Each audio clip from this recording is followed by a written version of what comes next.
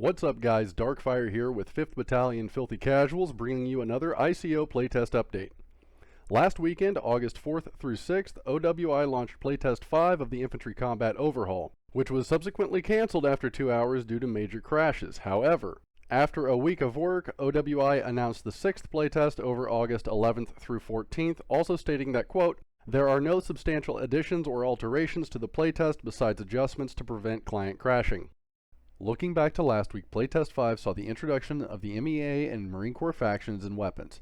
This meant the addition of the G3, A3, and A4 rifles, the RPG 26 and 29, the MG3 machine gun, and the high-power model pistol for MEA, as well as the M16A4, M27, and M38 rifles for the Marines. OWI did note that the G3 series of weapons will cause more suppression and damage due to the harder maneuverability and lower magazine sizes.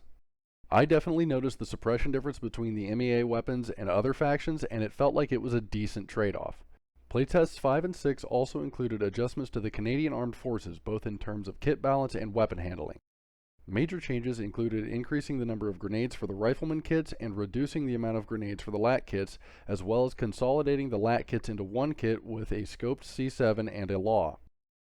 Lastly, there was a small increase in sway after holding your breath for some time, and some UI updates, all of which we were finally able to play during Playtest 6 over the past weekend. My thoughts still haven't changed on the idea behind the ICO. I think it has the right intention and the combat feels very intense and immersive. The core adjustments that have been implemented result in slower and more methodical approaches to infantry combat. Players have to manage stamina and coordinate with the squad's machine guns or another squad to create the suppression necessary to gain an advantage. Moving as a lone wolf or even as a buddy team will have very little impact in an engagement if you are not supported by squad mates.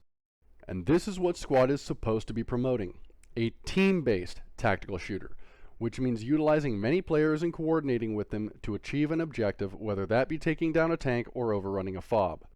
The changes in Squad's fundamental gameplay create a greater necessity for players to utilize each other and coordinate.